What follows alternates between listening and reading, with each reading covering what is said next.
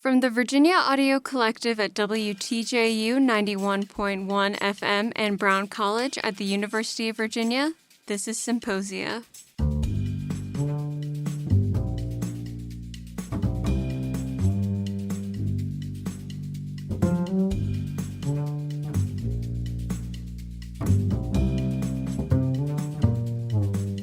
Welcome to Symposia. I'm Sage Tangway, and I'm joined once again by Dr. Ben Bernard. Today on Symposia, we are featuring a guest lecturer who came and visited Brown College earlier this fall. Ben, this is a pretty common occurrence at Brown College, isn't it? Well, I'd say one of the most rewarding aspects of being a faculty fellow here in Brown Residential College is being able to connect students with dear friends and colleagues from all over the place who are doing work that is of interest or meaningful to students. That is to say, work that fits into the areas that they're interested in learning more about or curious about. And so in this particular instance, we had a lot of students who were really interested in the history of gender and sexuality and the history of higher education institutions. It just so happens that one of my dear friends and colleagues is an expert in this area. So it made the perfect opportunity for us to bring together this tremendous scholar and our Brown students. First, we'll hear an introduction from Ben. Let's take a listen. I'd like to welcome you all to Brown Residential College's first faculty speaker event of the year. This event is very special to me because it brings together two UVA institutions and two sides of me as a teacher and scholar here at UVA. I'm a postdoc teaching in the College of Arts and Sciences, where I offer an interdisciplinary course in our engagements program, which is the kind of path-breaking interdisciplinary first-year undergraduate curriculum. The class that I teach is called You Are Who You Meet, The Ethics of Friendship. In our course, we consider the nature of friendship from a variety of disciplinary perspectives. So history, philosophy, gender studies, psychology, and much more.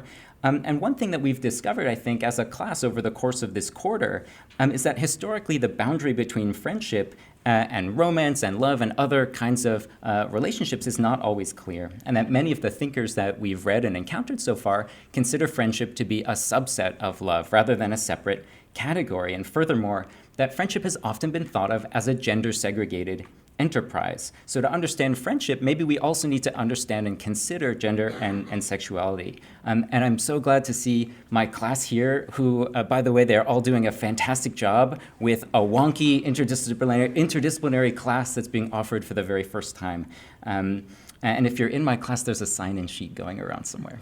So just be on the lookout for that. As a resident faculty fellow in Brown College, as John said, I live and work among students of all 4 years. And so last year, we've had a lot of conversations as a community about gender in universities. And so we thought the perfect way to shed light on the history of these conversations is to invite an expert on the history of gender and college, university life, and including that residential aspect. And these conversations, I think, are also important for another reason, which is that the University of Virginia, as the students are talking about lately, UVA is reconsidering the purpose and structure of undergraduate housing. And so as a historian, my first instinct is to ask, well, how did we get here? What are residential colleges designed for? How did they come to be in the first place? And with understanding that past, hopefully that can help us to think about making what we want to see happen in the future, to think critically about the role of institutions in our own lives. And it turns out that the model of residential colleges that we're living in, that this is based on, comes out of the world that Emily Rutherford studies, out of this kind of world of the 19th century in the English-speaking world. So suffice it to say that Emily Rutherford and I have had a lot to talk about over the years. Emily is both a steadfast friend who fits the definitions of a friend that we've been reading from all of Plato and Aristotle and Cicero, Montaigne. Everything they have to say, Emily does with aplomb. And they're also a powerful voice in historical scholarship. So Dr. Emily Rutherford is the Brock Jr. Research Fellow in History at Corpus Christi College at Oxford. They've published on topics such as the ideas of John Addington Symonds, who's an important Oxford classicist in the late 19th century, who played a role in defining the concept that has become homosexuality and the homo-hetero binary. That work, that research, emerged from Emily's undergraduate thesis at Princeton, which clocked in at well over 200 pages long, if I'm not mistaken. They were also instrumental there in the campaign for gender-neutral housing during the peak of the political issues that really defined our college experience, like the marriage equality debates and things like that. In 2019, one of my favorite Emily Rutherford memories is we co-hosted a conference together at Princeton called Histories of Sexuality and Erudition that brought gender studies to bear on the history of institutions of knowledge-making and dissemination. And so now we've been talking for a number of years about some of the issues at stake that you'll hear about today. Emily Rutherford is also writing a book and has finished a draft of that book about the admission of women to modern universities and the consequences of those debates for understandings of gender and sexuality that continue to reverberate today.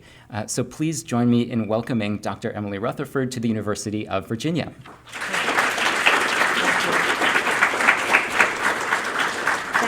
Thanks everyone for being here. I was told I have to speak into these microphones, so I'm going to mostly stand still and read from the lectern. But it's really wonderful to see you all here. Thank you so much for coming. And thank you so much to Ben for everything that you've done to make this possible. And thank you to Chris as well for all your help, and to everyone at Brown. And I'm excited. What I was going to do was to set the scene with a 10-second TikTok to sort of orient us around the idea of the historians will say they were just roommates or historians will say they were just good friends meme. Can you raise your hand if that's like a familiar meme to you? Okay, great. So I don't have to do a ton of scene setting. If you sort of think about what the message of that meme formula is, historians will say they were just roommates or just good friends. It's that historians are this kind of external and perhaps slightly villainous force dedicated to erasing the reality of queer history, while the sort of the speaker, the creator of the meme, and the sort of presumptively queer viewer of the meme are not professional historians, but are united in their shared understanding that they are uncovering the queer truth that historians have sought to hide, right? So that's the kind of conflict that's being staged. And when I first started to notice these memes a couple years ago, I felt a bit attacked because I'm an academic historian and my research and teaching tend to focus on telling complicated, nuanced, and often politically unsatisfying stories about the queer past.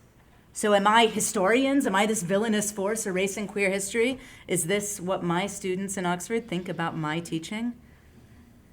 But I was also intrigued, because the meme makes some interesting claims about the nature of expertise, about the nature of research and teaching in academic history, about who gets to tell and to claim ownership over certain kinds of narratives about the past, and about how we can and should interpret the lives of people who lived in different times and places.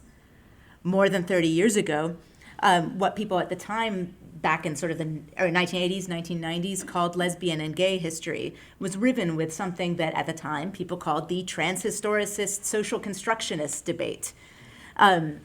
Lesbian and gay historians, the vast majority of whom identified as lesbian and gay themselves, disagreed vociferously about whether it was politically important to establish connections between people in the past and present-day lesbians and gay men, or whether it was more important to understand on their own terms the social and cultural contexts in which people in the past lived, in which sexual orientation as such wasn't a part of how people understood their own identities or how society was organized. So the upshot of this debate was that we academic historians reached a kind of compromise middle ground, though social constructionism mostly won out. But I think that the historians will say they were just good friends meme suggests that lots of up-and-coming would-be queer historians outside professional academic history are demonstrating a renewed interest in some ways in the transhistoricist position.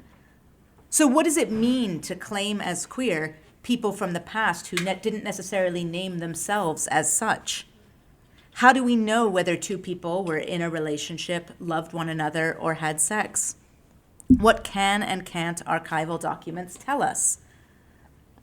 And how important are those questions actually to what it means to practice queer history in the academy today? So in the next 40 minutes or so, I am going to make the PowerPoint work. And thank you to Justin, our hero. And I'd like to invite us to think through some of these questions about what queer history is through the prism of the lives of these women who feature in the book that I've just finished about gender and British higher education in the late 19th and early 20th centuries. So Marjorie Fry, Rose Sidgwick, and Marjorie Rackstraw were women academics and university administrators who pursued careers in the first decades of the 20th century.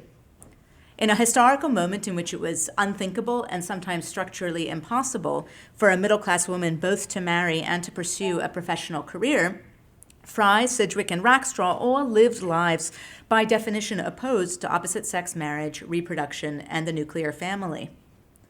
They also lived at a particular moment when the understanding of what intimacy between women meant was especially in flux.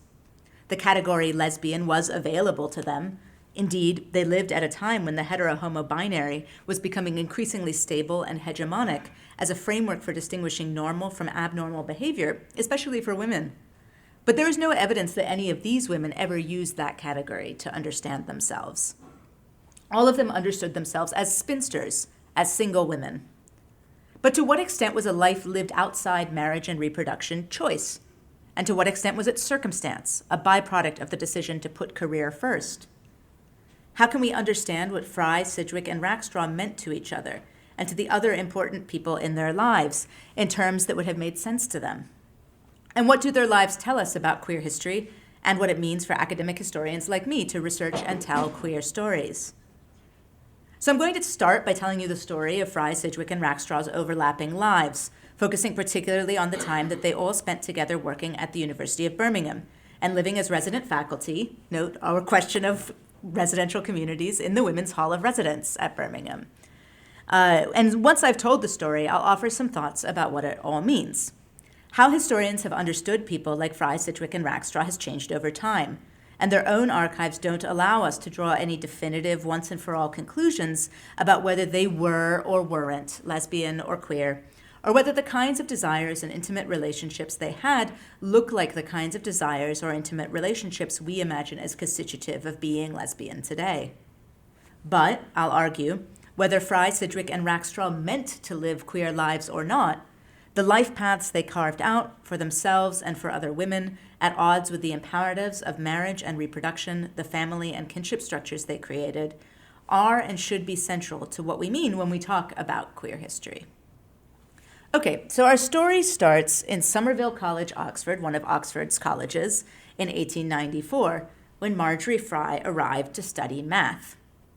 Fry was from a very wealthy Quaker family. Her grandfather had made a fortune as a chocolate manufacturer, and her father was a judge, and she grew up in London. Fry's brothers went to Cambridge, but her parents did not believe in higher education for women. It took years of steady campaigning for Fry to convince her parents to allow her to attend Somerville, although they insisted that she not sit any exams, concerned about the effect that the stress might have on her health. So Somerville in the 1890s was a pivotal place and time in the history of women's higher education in Britain. Only 15 years old in 1894, the college had quickly established itself as both a safe and a respectable place for upper-middle-class parents to send their daughters, and as the nation's premier academic institution for intelligent and highly educated women with ambition. At Somerville, students adhered to strict norms of propriety and respectability. They had to attend lectures with a chaperone. They could not socialize with men students. But they were taught by the very best tutors and were encouraged to have the highest aspirations for their careers and for the contribution that they might make to wider society. As compared to women students at other UK universities at this time, Somerville women tended to come from especially well-off and socially prominent backgrounds, and they tended accordingly to perceive themselves to have a kind of responsibility to dedicate their lives to the good of society. Having pursued haphazard and winding roads through education at a time when girls' formal academic secondary education was still sparse, many were older than the average man Oxford student, well into their 20s at the time they began their degrees, and already moving beyond the typical age of marriage for women. Fry was 20 at the time she started university. Her closest friends were 22 and 27. What work they would do, how they would make the best use of their social and educational advantages, and how they would give purpose and meaning to their lives was of central concern to them. In letters to each other in the years after they completed their studies, Fry and her friends discussed lofty ambitions. The law, politics, academia, all remarkable aspirations in a time when women did not have the vote, could not study law, and Fry's parents hadn't even let her take the exams that would qualify her to be a school teacher or pursue graduate study. Though their ideas ranged widely, though, one career that Fry and her friends never considered was marriage. In the 1890s, almost 90% of all British women married at some point in their lives, but only 30% of women university graduates did. For middle-class women at this time, formal paid employment and marriage were considered mutually exclusive. It was not considered respectable for middle-class women to work outside the home. Many employers imposed formal marriage bars that required women to resign their positions upon marriage. And on the other side of the coin, it was those women who did not have husbands who most needed to earn their own livings. To be sure, there were increasing opportunities in this period for married women to assume vocations outside the home, whether through volunteer work, political and social activism, or working together with their husbands in a family business or a common intellectual project. But by focusing their aspirations on professional careers, Fry and her friends were by definition removing marriage, and therefore children, from the life possibilities open to them. For some, this was merely an unfortunate byproduct of pursuing a career. For others, the central attraction. But in either case, they became creative, crafting their own networks of intimacy, love, and care. So after she left Somerville, Fry had been languishing at home, enduring a difficult relationship with her parents, and struggling to work out what she might want to do with her life, when the principal of Somerville offered her a job as the college librarian. She jumped at the chance to escape from her parents' house, and in addition to superintending the design and construction of a new library building, she developed a rich social and professional life in Oxford. After the new library opened, Fry needed help running it, and she gained a new colleague, Rose Sidgwick, history tutor and assistant librarian. Sidgwick was 3 years younger than Fry, the eldest child of an Oxford academic. Though both Sidgwick and Fry were from affluent intellectual backgrounds, Sidgwick had grown up in an environment much more supportive of women's education and careers. Her father was one of the most vocal and hardworking advocates of women's education in Oxford. She had received an excellent secondary education, lived at home throughout university, received top results in her history examinations, and taught at a teacher training college before joining Somerville in 1903. Now, we only have Sidgwick's letters to Fry, not the other way around. There is much we do not know about the internal content of their relationship and how they made sense of what they were to one another. And that's a question with which Sidgwick herself sought to grapple. In an undated poem written in honor of Fry's birthday, Sidgwick wrote that she struggled with how to express her feelings for Fry when, quote, "to talk of love does not interest you." The rest of this poem switches back and forth between the language of friend and lover. Take your will, the speaker of the poem says about the terminology. Yet, reading through Sidgwick's letters to Fry, a picture emerges of the two women's physical and emotional intimacy, and of a bond unlike their connections to other friends and family. Sidgwick's letters address Fry as dearest, expressing pain when they are apart and a desire to be reunited. In one 1906 letter, Sidgwick says that she cannot quite find the right words to express how she feels about Fry, quote, "except by saying that 24 hours of you gives me a clearer and wider perception of what is meant by Christianity." Nor was this only a disembodied spiritual friendship. In a letter in which Sidgwick told Fry about a time when she went skinny dipping while on holiday, she wrote, quote, "I thought at the time that you would like me better if you'd seen me splashing there with nothing on." Above all, Sidgwick's expressions of love were playful and open-hearted. She signed one letter, "Yours that loves you more every day so that I don't know where we shall be in 1950, R.S." Now we'll find out by the end of this talk where Sidgwick and Fry were in 1950. But first, the next step in their careers, a step they took together. Shortly after the new Somerville Library opened, Fry applied for and received a job as the inaugural Warden of University House, the first women's hall of residence at the University of Birmingham. Though there had been a technical college in Birmingham for decades, in 1900 work had begun on a new planned campus in the leafy suburb of Edgbaston, Britain's first red brick and first campus university. That signifies more in Britain, but you know, it's like a state university. Gender integration had always been central to the vision for Birmingham. The university was headed by progressive administrators who sought to offer the same academic opportunities to women as to men, while still recognizing that women pursuing higher education in this period needed distinct forms of support. While almost half of women university students outside of Oxford and Cambridge in this period lived at home and commuted, others lived too far away and would not be able to attend university unless they could access safe, respectable accommodation and welfare support designed with women students specifically in mind. Fry was 30 when she accepted the University House job, and she saw it as a fork in the road. 2 years previous, she had turned down a proposal of marriage from an Oxford clergyman and academic. By moving to Birmingham, she perceived herself to be firmly and finally leaving behind the possibility of marrying and having children, instead devoting herself to a life of work that would, she hoped, be socially useful as well as personally satisfying. Her first step in this regard was to turn being the warden of a hall of residence into a profession. The first generations of wardens of women's halls had been respectable widows who saw their role as keeping house and chaperoning the young women in their care. Sometimes they even refused payment as beneath their dignity. Fry, by contrast, only accepted the job on the condition that she would be able to advise students academically and guide their intellectual development. She negotiated a higher salary and a seat on the university senate. As the students came, Fry undertook to get to know each one personally, finding out about her academic interests and life aspirations. She treated them as adults, replacing long lists of rules with a general injunction to respect one's fellow residents and permitting a fairly wide degree of social interaction with men students. The year after Fry started at Birmingham, Sidgwick followed. She was hired as a history lecturer, one of the first women in the UK to gain an academic position that was also open to men applicants. Though it's tempting also to think of her and Fry as having cleverly solved the so-called two-body problem that bedevils academic couples to this day. She moved into University House too, as did other women administrators and faculty. A philosophy lecturer, 2 French teaching assistants, a bursar, that's like a finance director, and a deputy warden. Most of the faculty had been educated in the Oxford and Cambridge women's colleges, and they drew on what they had learned there about how to craft residential educational communities. They prized academic success, but also fun. Amateur theater was a particular focus of their efforts. They established a student government, and they encouraged student self-governance within it, but they also prized faculty participation in extracurricular life and easy relations between staff and students. In her first term, seeking to get what was at that time a chilly and distant community to relate to one another as friends, Fry led the hall's residents in making a snowman in the likeness of the university president.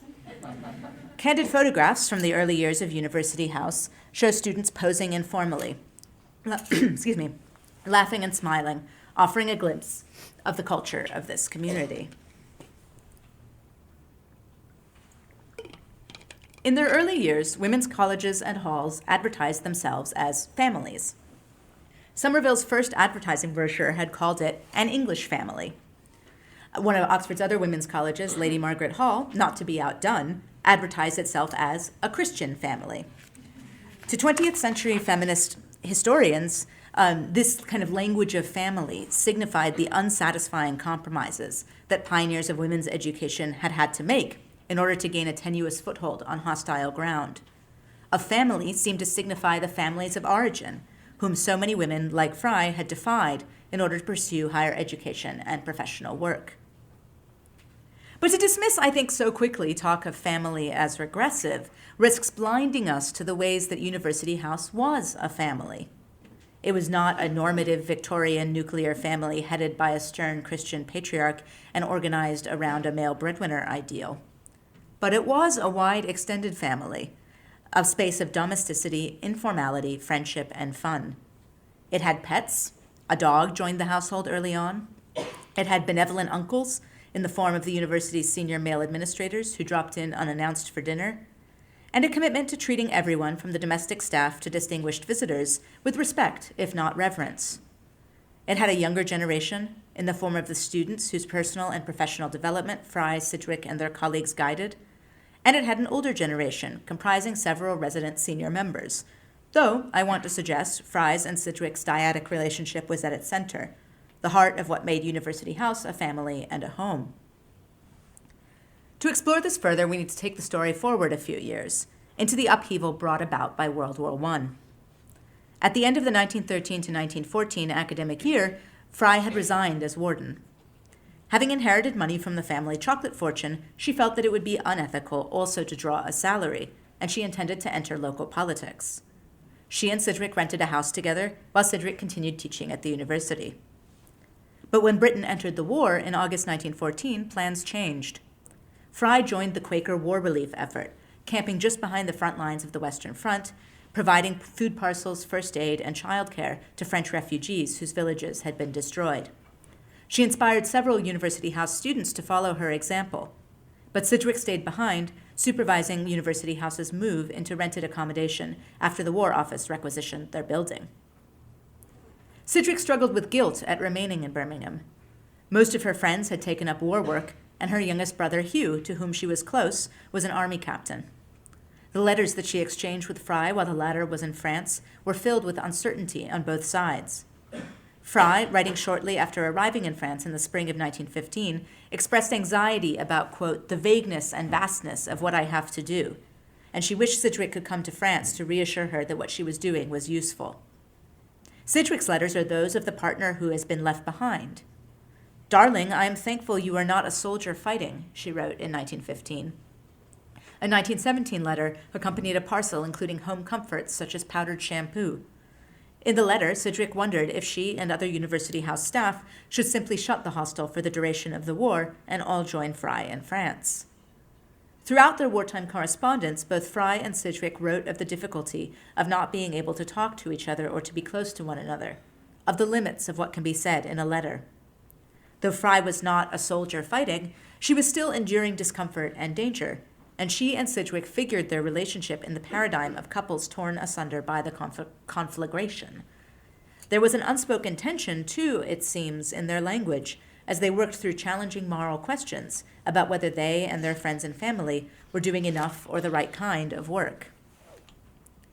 One of Fry's closest friends, a Birmingham math lecturer, was killed in action in 1916. In 1917, Sidgwick's brother Hugh was also killed. Sidgwick and her sisters became close to Hugh's fiancée, adopting her as part of their family as they mourned together. Both Fry and Sidgwick were devastated by these losses and struggled to ascertain what each other were truly feeling and how best to support each other. But Sidgwick found a new source of meaning in imagining that the war might indirectly enact progressive political change. Drawing on her background as a historian, she lectured on internationalism, on international relations, for the Workers' Educational Association and the League of Nations Union, sort of public interest groups in Birmingham. She wrote to Fry with a renewed sense of optimism about the conversations she was having with other internationalists in Birmingham. Quote, with the suffrage and Russia on the way to freedom and some hope of a League of Nations, one can't help seeing that something has come out of these 3 black years. An opportunity to contribute to the internationalist cause came in summer 1918, when the British Foreign Office invited Fry to join a British educational mission to the United States. Since the war had foreclosed the possibility of academic collaboration with Germany for both British and American academics, the British and U.S. governments saw an opportunity to use universities to strengthen a strategic bond with one another. Fry was to join 6 other academics and university administrators on a 4-month tour of dozens of U.S. colleges and universities, promoting awareness of the UK higher education sector and opportunities for international collaboration in research and teaching. Fry had returned from France 9 months previous, but her father was dying and she was needed to support her family of origin. So she suggested that Sidgwick go to America in her stead. Sidgwick hesitated at first, but the trip was an unmissable opportunity.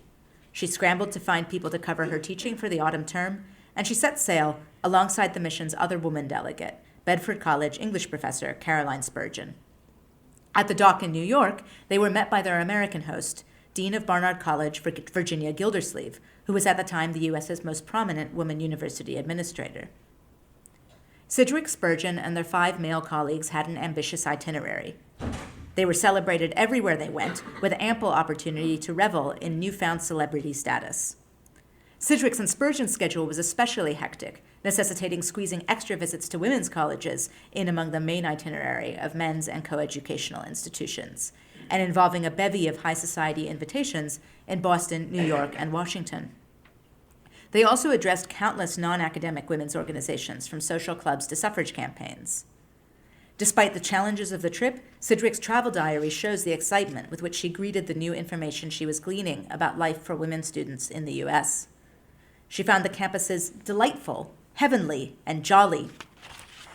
She celebrated the resources Americans were willing to dedicate to higher education, their state-of-the-art facilities and spacious campuses.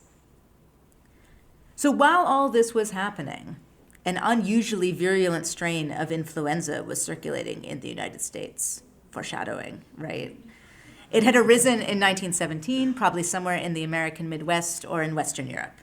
As soldiers demobilized at the end of the war, they carried it around the world. It infected 500 million people globally and killed as many as 100 million, 6% of the global population, most of them healthy young adults. Spurgeon and Sidgwick both came down with influenza while visiting New York. Spurgeon recovered quickly, but Sidgwick became critically ill. She was admitted to the Columbia University Hospital, where she spent over 2 weeks before dying on December 28, 1918. No one had thought to tell Fry that Sidgwick was even ill.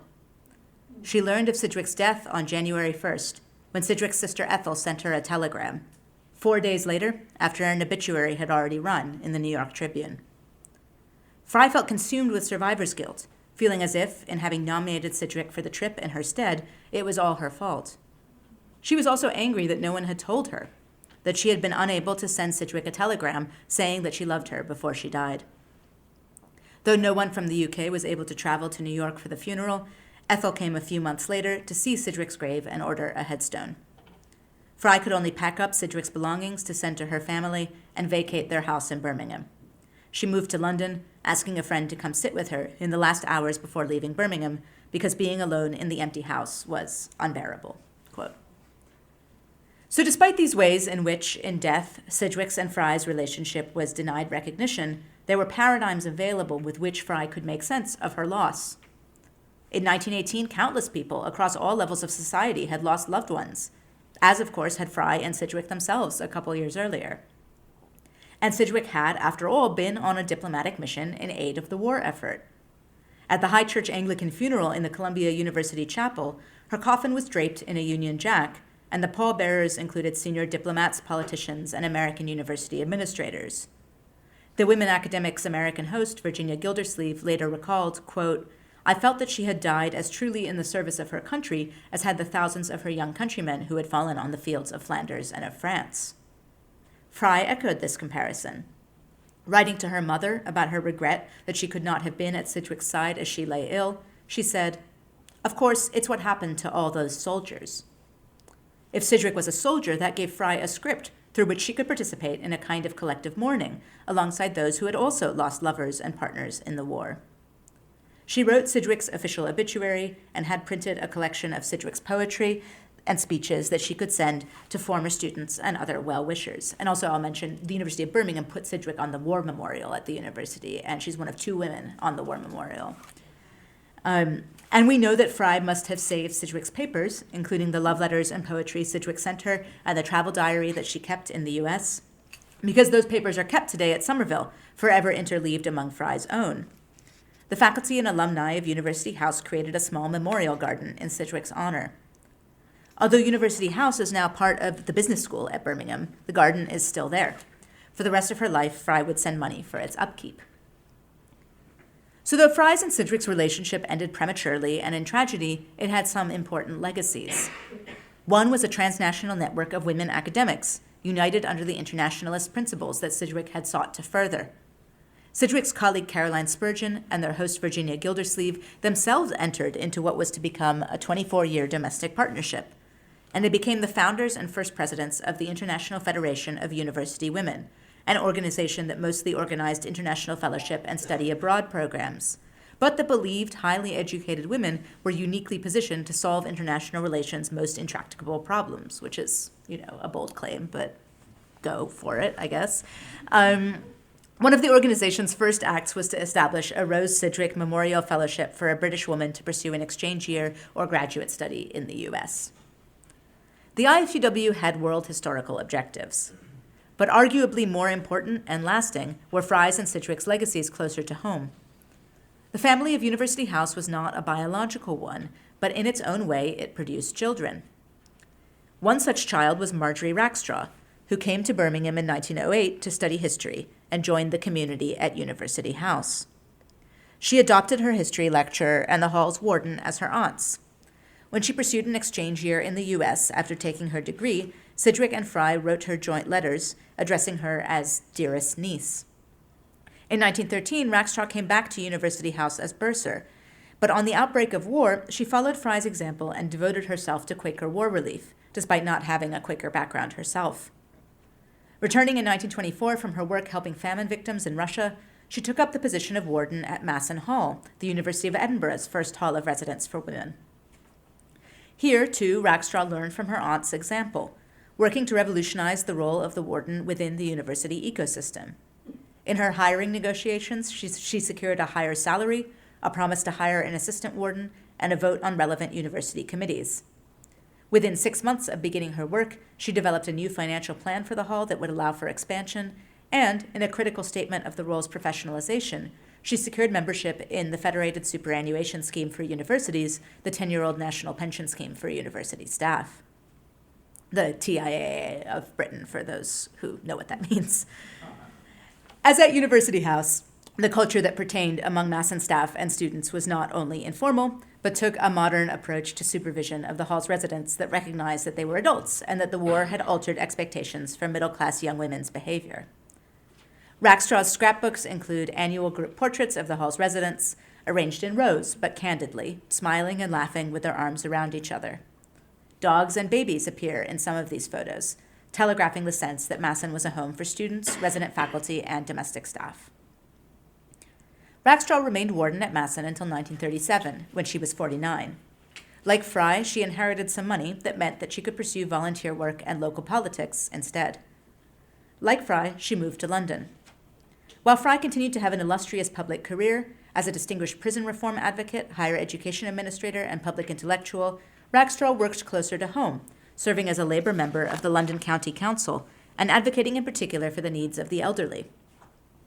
In 1968, Hampstead is a place in North London, a Hampstead Housing Association that had built a new block of flats for older people wanted to name it after Rackstraw.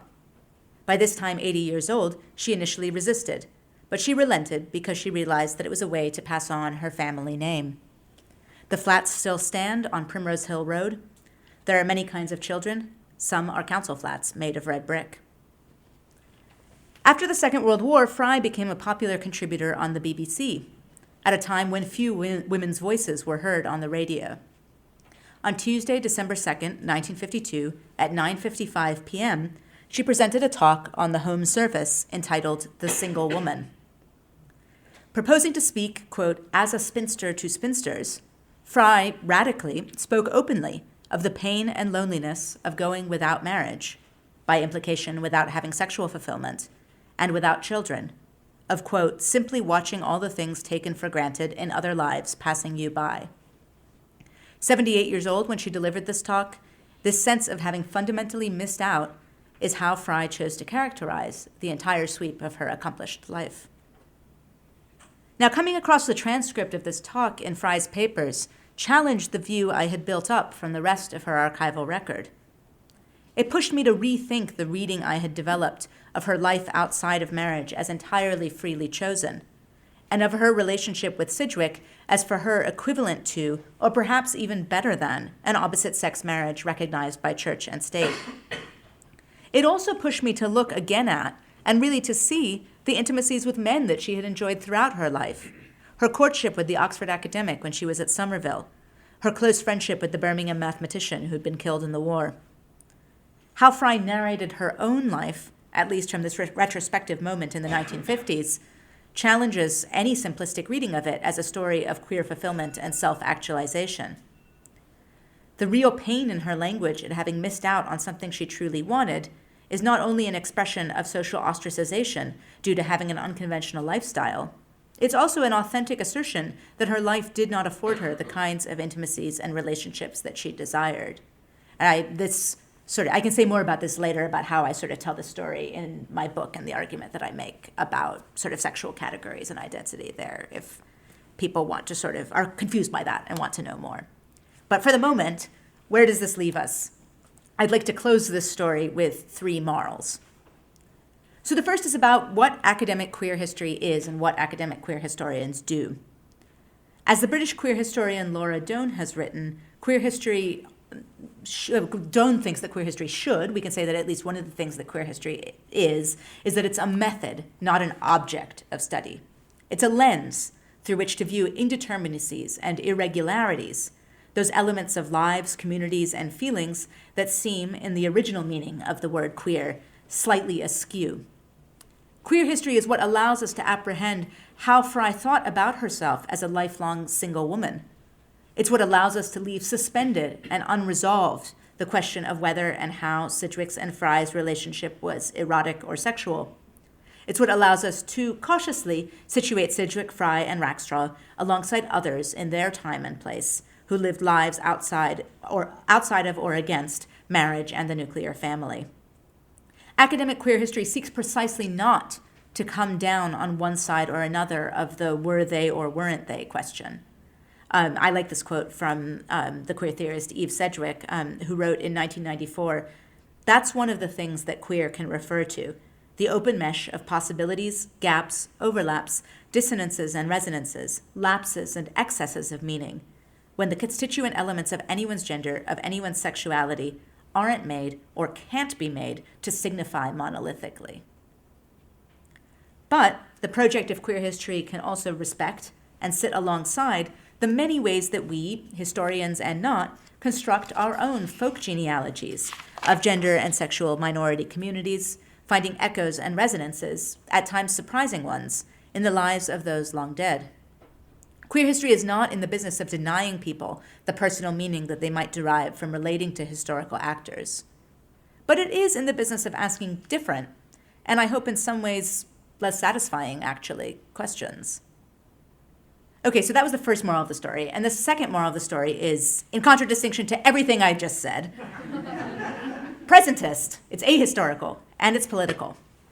Since the 1970s, gay and queer politics have been about so much more than staking a claim for the validity of congenital same-sex sexual object choice.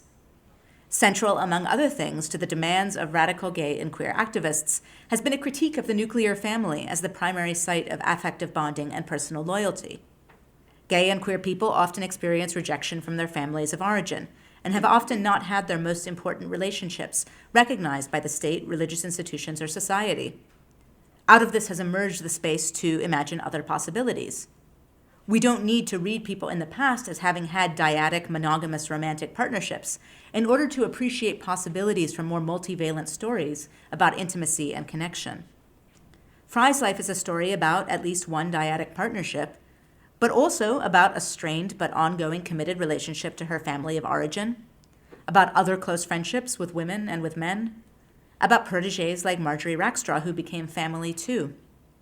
My point in saying this is to ask us, if we think back to the meme, right, with which I began this talk, to take the just out of just good friends, and to appreciate what the philosopher Michel Foucault called friendship as a way of life, as central to the queer political project.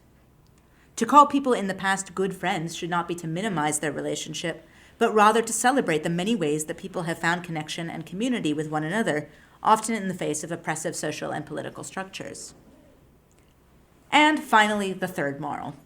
I'd like to suggest that it's no accident that the story of queer history, community, intimacy, and chosen family that I've told today took place within the context of universities.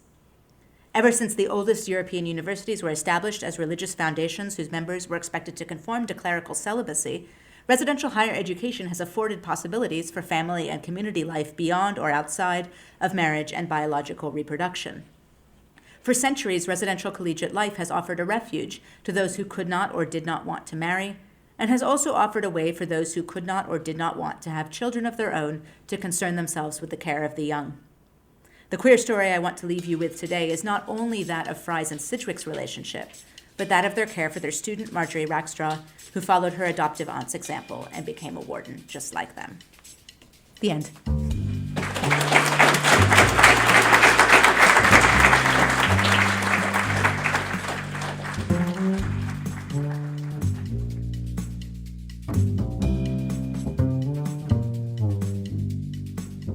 Dr. Emily Rutherford is the Brock Junior Research Fellow in History at Corpus Christi College in Oxford. Listeners can learn more about their work at emilymrutherford.com. This is only part one of a two-part episode. Make sure to check out the question and answer portion of this lecture on the next episode of Symposia. This episode was produced by Sage Tangway and Ben Bernard. Symposia is a production of the Virginia Audio Collective at WTJU 91.1 FM and of Brown Residential College at the University of Virginia. Subscribe wherever you get your podcasts.